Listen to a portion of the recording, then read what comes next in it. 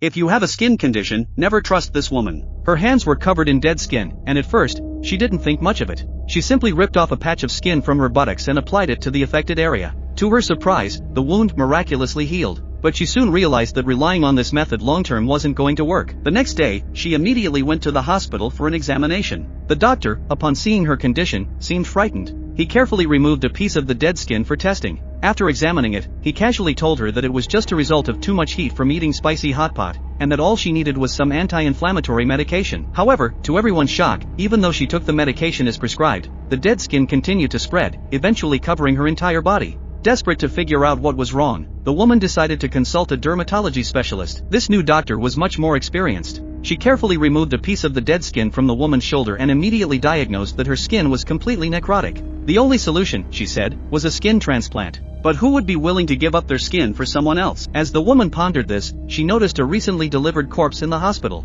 In that moment, an idea struck her. What if she could use the skin from the dead body? Without wasting any time, she went to the morgue and chose the body of a recently deceased young woman. She carefully used a knife to remove the skin from the corpse and tried to press it onto her own body. But no matter how hard she pressed, the dead skin kept falling off. It became clear to her that dead skin wouldn't work, so she had to look elsewhere for living skin. Luckily, a bartender at a local bar seemed like the perfect candidate. Her skin was smooth and youthful, ideal for a transplant. Without waiting for the girl to finish her shift, the woman secretly followed her to the basement. There, she ambushed the girl from behind. Slowly, she stripped off her own clothes and then used a knife to peel the young woman's skin off. As she had hoped, the skin from a living person successfully adhered to her own.